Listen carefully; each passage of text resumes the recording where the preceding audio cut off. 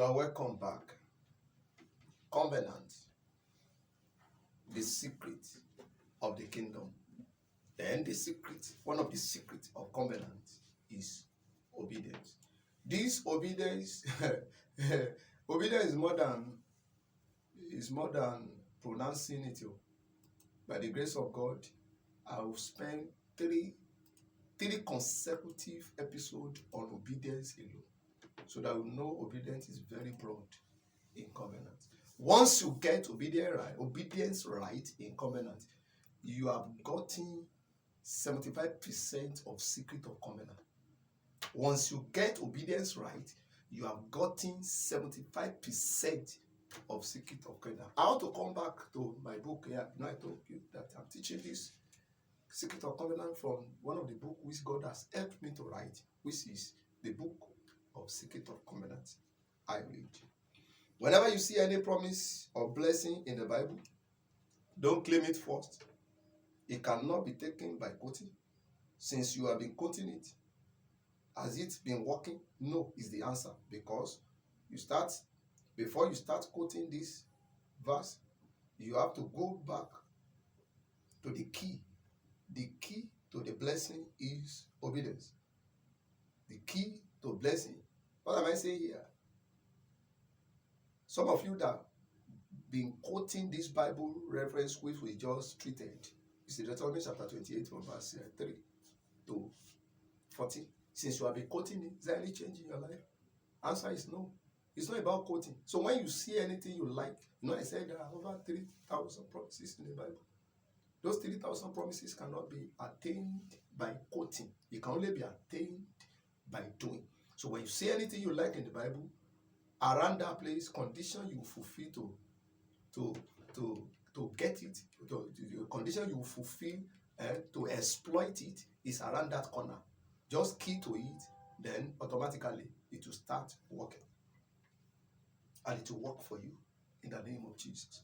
Let's quickly see a Bible reference that will give us light to this issue of obedience or disobedience. That is Proverbs chapter 1, verse 24.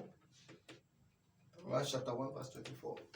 It should be verse 24 to 28, but I will just take few verses, then I leave it. Because I called and you refused, that is disobedience. I have stretched forth my hand and no one regarded, that's disobedience. Because the verse 25 now. But ye have set at nothing all my counsel, and without none of my reproof. Let me see Amplified. Amplified say, you treated as nothing all my counsel, and will accept none of my reproof. That's disobedience. Verse 26.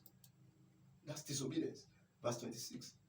Then God says, I will laugh at your calamity, and I will mock when your fear comes. Let me stop at 26. In Amplified, I will laugh at your calamity, and I will mock when the things comes that shall cause you terror, and panic.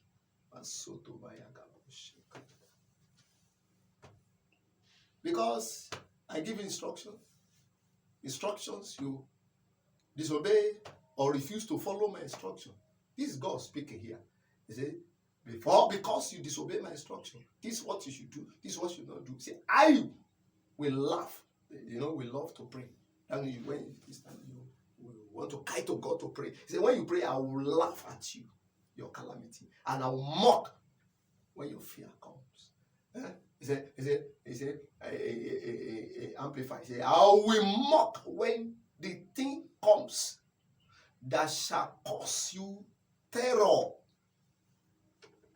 and panic. That's an effect of disobedience. So when you deliberately disobey God, God will deliberately neglect you. That is what this Bible reference is talking about. You see, disobedience can turn the friend of God to the enemy of God. How frustrating it is for a man to pray to God and expecting good answer from God.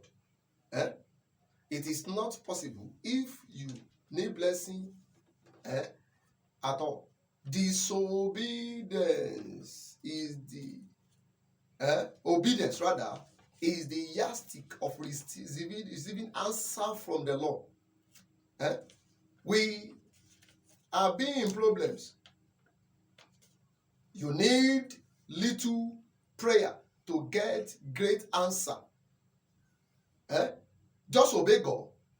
Whatever God asks you to do, please do it. So you are being in the challenge, you are being in problem, then you are there to pray. You just need little prayer to God. After you must have obey God, then great answer will come.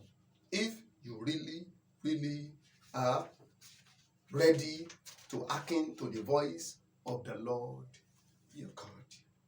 Let me have a break again. I will come back in a moment.